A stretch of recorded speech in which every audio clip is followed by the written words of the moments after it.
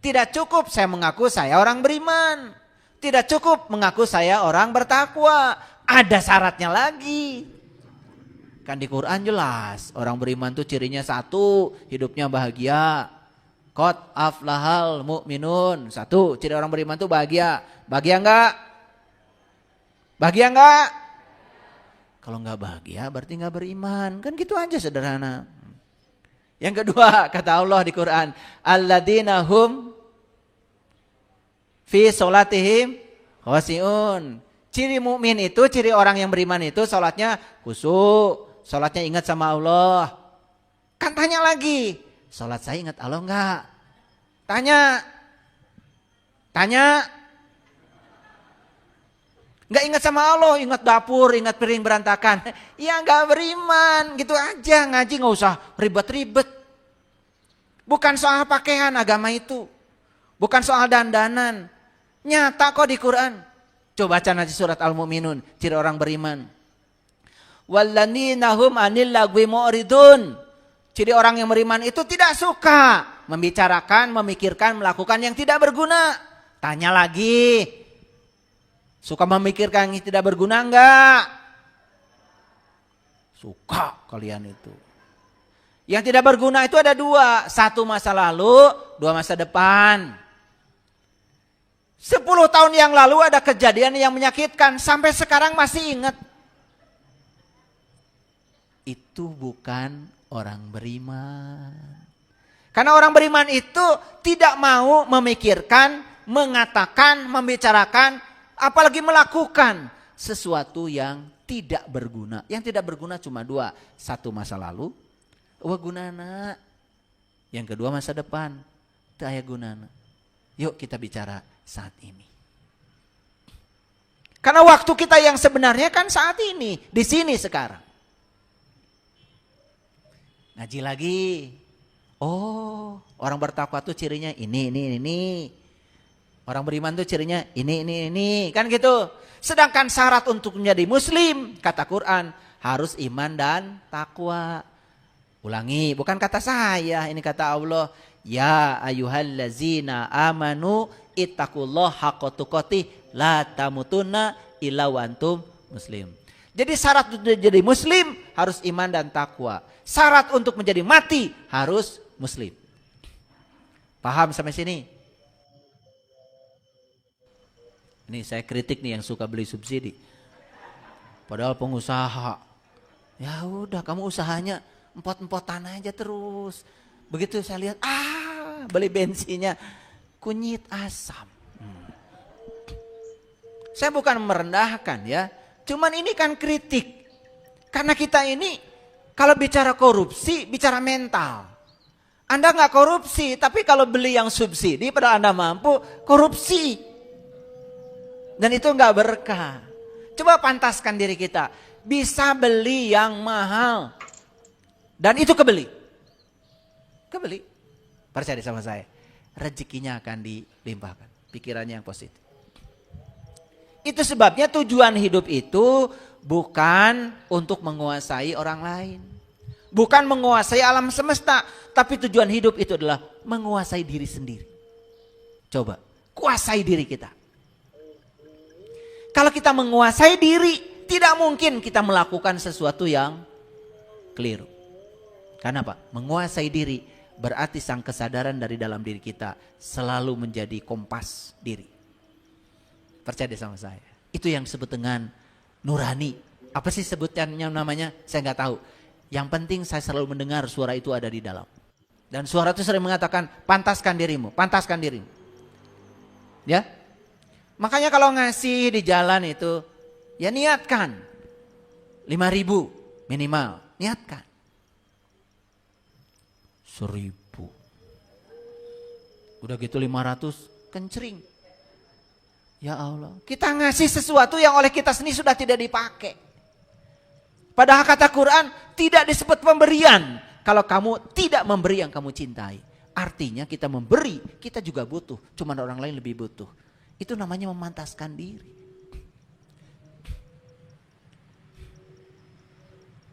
Paham ya? Kenapa saya ngomong begini ya? Kayaknya di sini ada masalah ya. Kenapa ya? Biasanya saya bicara cocok biasanya. Cocok dengan yang datang maksudnya. Ini saya kenapa ngomong gini ya? Kayaknya di sini banyak yang beli subsidi kayaknya ya.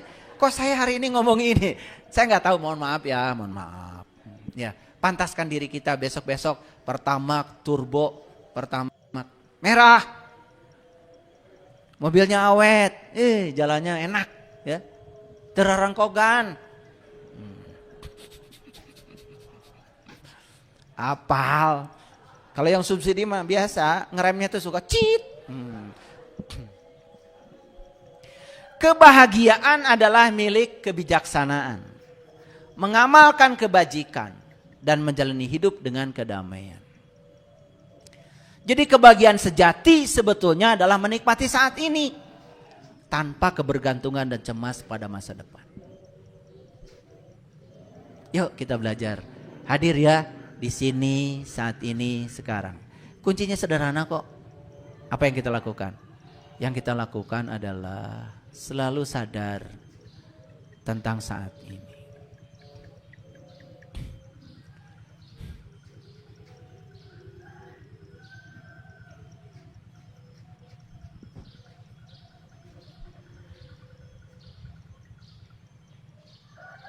Apa syarat mati? Syarat mati apa?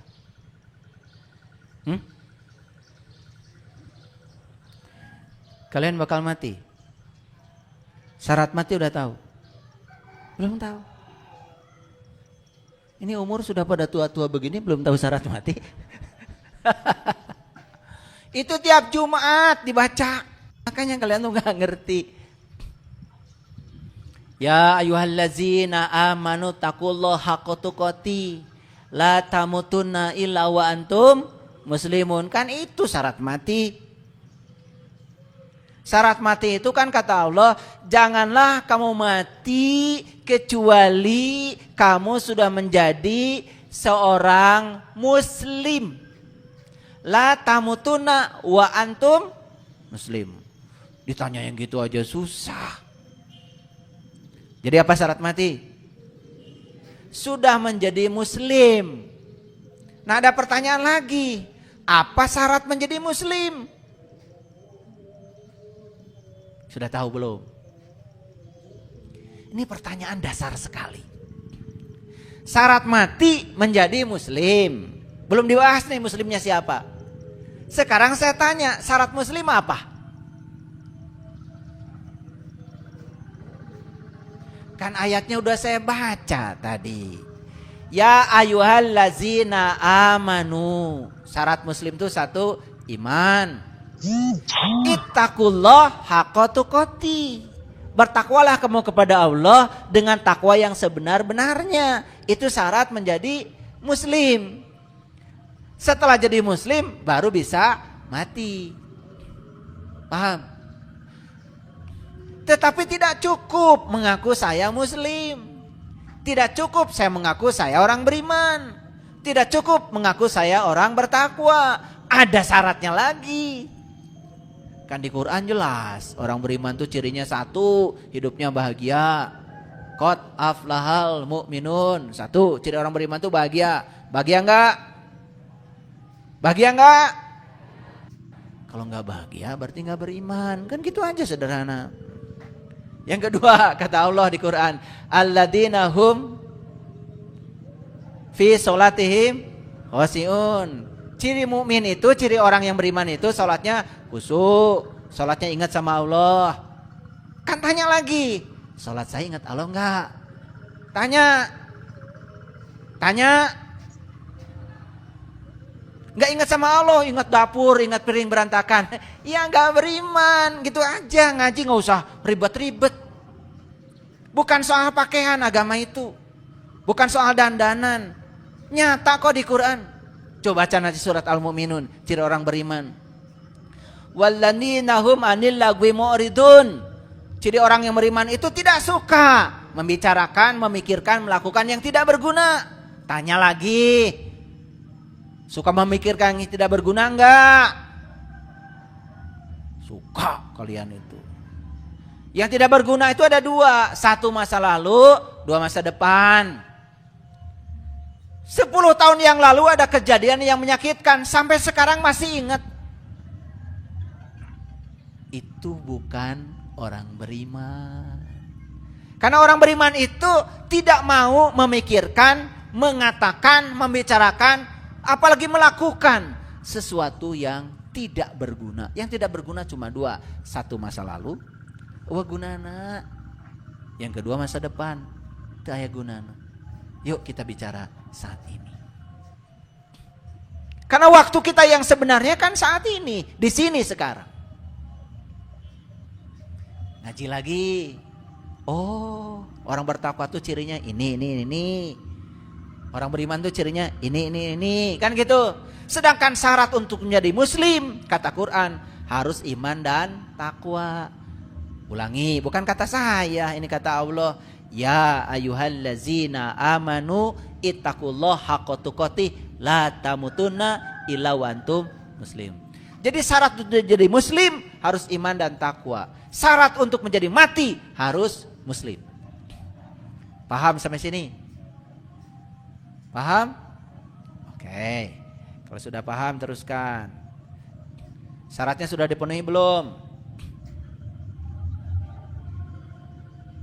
Muslim itu kata dasarnya Islam. Islam dari kata aslama, yuslimu, islaman. Aslama itu artinya tunduk. Yuslimu artinya patuh. Islaman artinya damai, selamat, sejahtera. Itu sudah patuh nggak sama Allah?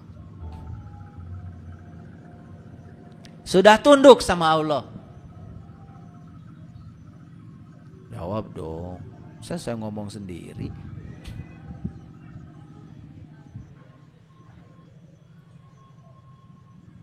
Makanya kalau doa tuh sama Allah sederhana aja. Ya Allah, diatur-atur olehku, ternyata hidupku berantakan kayak gini. Sekarang atur aja olehmu, gitu aja. Beres doa.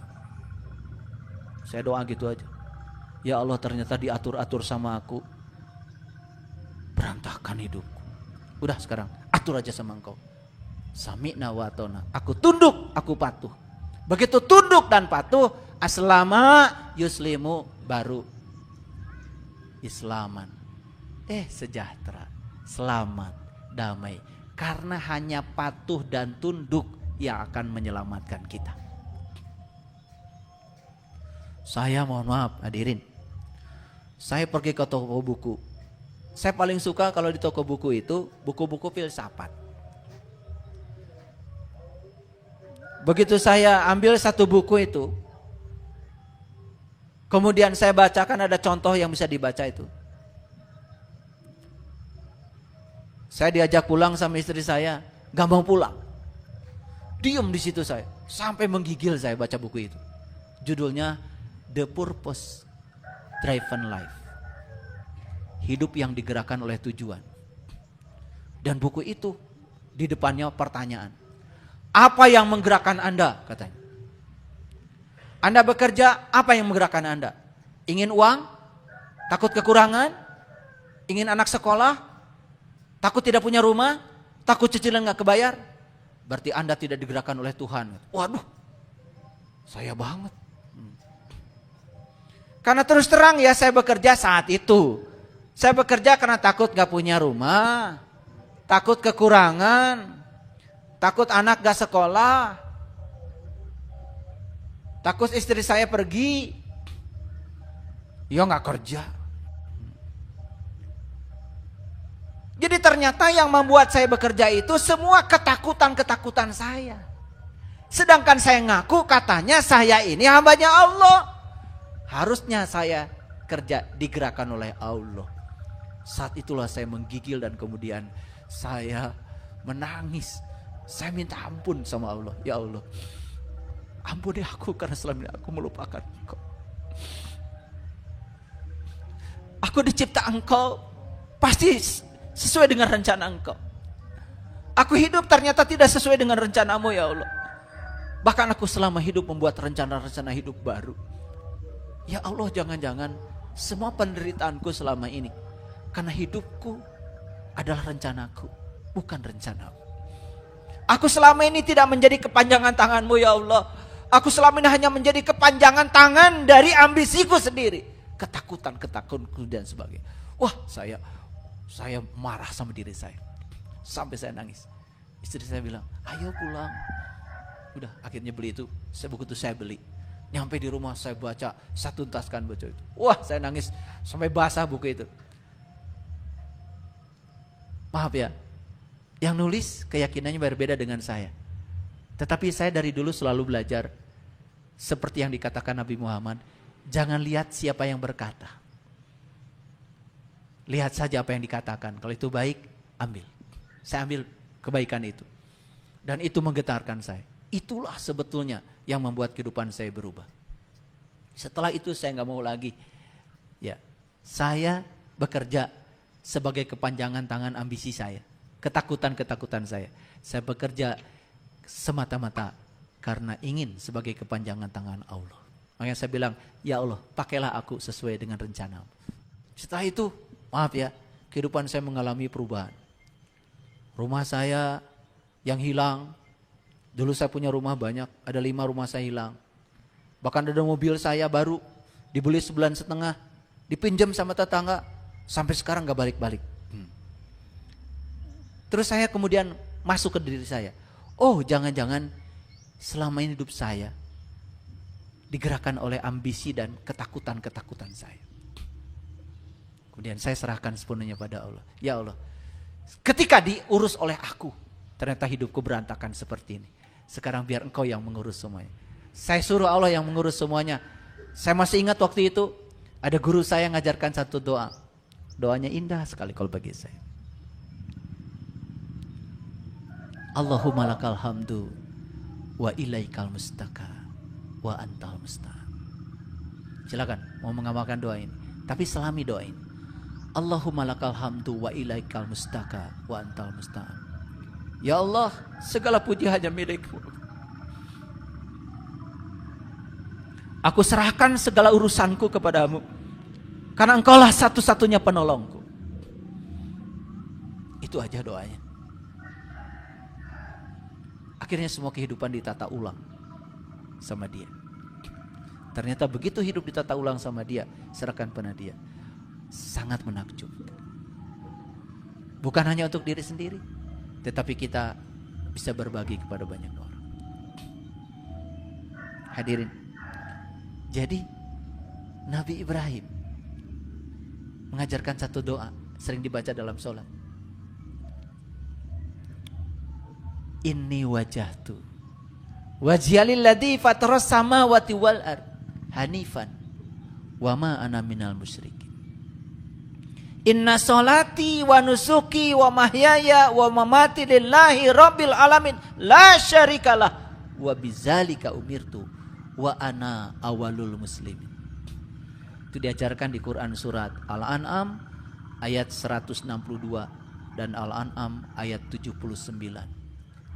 Jadi Nabi Ibrahim itu baru berani mengatakan wa ana awalul muslimin. Setelah beliau menyatakan inna solati wa nusuki wa mahyaya wa mamati lillahi rabbil alamin la syarikalah wa bidzalika umirtu. Baru mengatakan wa ana awal muslim. Sesungguhnya solatku, ibadahku, hidupku, matiku lillahi rabbil alamin. La syarikalah. Aku tidak mau selingkuh lagi kepadamu. Aku tidak mau hidup digerakkan oleh selainmu. Hanya Engkau yang menggerakkan aku. Lalu berikutnya beliau mengatakan, wa bidzalika umirtu. Apapun amarmu, apapun keputusanmu, apapun perintahmu, wa bidzalika umirtu wa ana awalul muslimin. Inilah awal aku menjadi seorang yang berserah diri. Wah, saya kalau baca surat Al-An'am tentang perjalanan Ibrahim itu luar biasa. Saya ingin jadi Ibrahim. Saya tidak mau cerita Ibrahim. Saya ingin learning to be, menjadi Ibrahim. Makanya Ibrahim sebelum sampai ke situ, mengalami satu peristiwa yang luar biasa. Melihat bintang, melihat bulan, melihat matahari. Setelah melihat semuanya, beliau mengatakan, "Inni wajjahtu wajhiya lilladzii fataras samawati wal ard hanifan wa ma ana minal musyrikin." Keren banget. Keren sekali. Sayang sekali ya Quran itu yang begitu luar biasa isinya. Hanya dibaca aja luar-luarnya. Ya, dibereskan cara bacanya. Kemudian dibagus-bagus suaranya. Tapi hudannya tidak kita ambil dari situ. Kalau itu dibawa ke dalam sholat. Waktu bilang ini wajah itu kita merasakan betul-betul wajah kita berhadapan dengan dia, tidak berhadapan dengan selain dia. Makanya sholat itu sesuatu yang sangat asik karena kita merasakan nikmatnya. Rindu ingin sholat.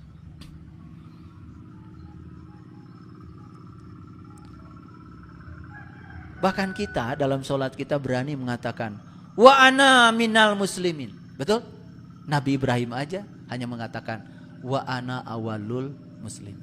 Beliau yang sudah begitu tingkat penyerahan dirinya pada Allah, tidak mengatakan wa ana minal muslimin. Beliau mengatakan wa ana awalul muslimin. Inilah awal aku menjadi seorang yang tunduk patuh dan berserah diri kepada kamu. Asik ya. Asik gak? Oke. Jadi muslim itu siapa sebetulnya? Tunduk patuh itu cirinya apa? Muslim itu adalah orang yang hidupnya sudah selaras dengan tarian kosmik semesta raya. Jadi semesta ini sebetulnya menari.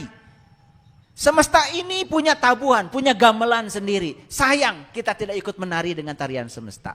Kita melawan tarian semesta. Itu yang membuat kita menjadi lelah hidup kita. Maaf. Kita tidak ikut bersama tarian semesta. Gak ikut. Kita melawan.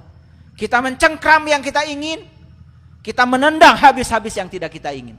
Padahal Allah bilang, boleh jadi kamu tidak suka sesuatu. Padahal itu amat baik bagi kamu. Boleh jadi kamu menyukai sesuatu padahal itu amat buruk bagi kamu. Ikut kata Allah yang aku pilihkan buat kamu. Kamu tidak suka hari ini, tapi ini baik buat masa depan. Karena kita tidak suka hari ini, kita tolak. Kita tidak suka dengan pasangan, kita tolak. Padahal pasangan kita itu yang terbaik pilihan Allah buat kita.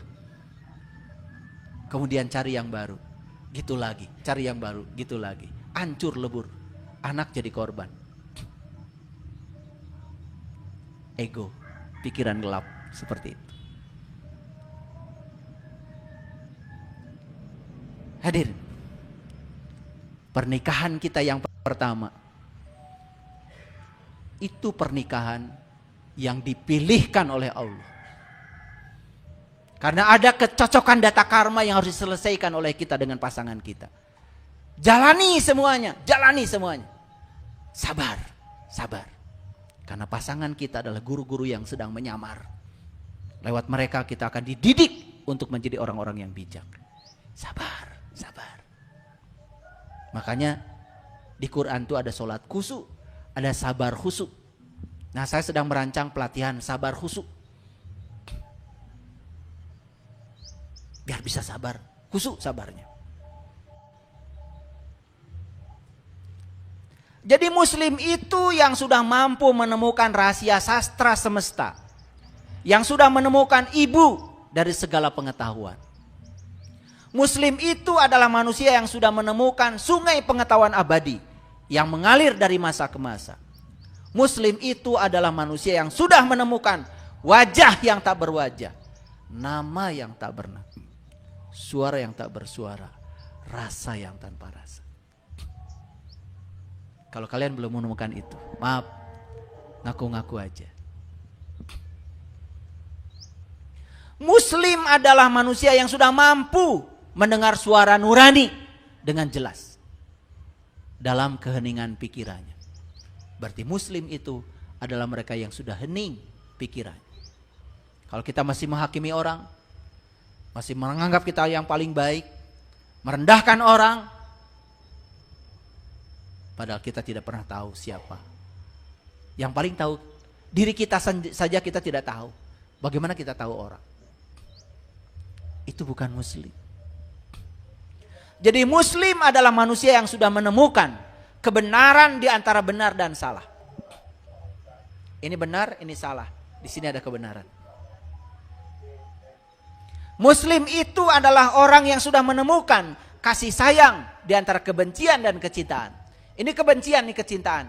Berdiri di tengah sebagai kasih sayang. Kalau kalian masih cinta ke sini, kongko-kongko ke sini, benci ke sini, menjelek-jelekan ini, bukan muslim. Orang yang punya kasih sayang tidak pernah memihak. Ini berperang, ini berperang. Perang itu pasti benci dengan cinta. Dua-duanya kemelekatan. Dia di tengah. Dia menerima orang benci, dia menerima orang yang cinta. Apa adanya. Kasih sayang.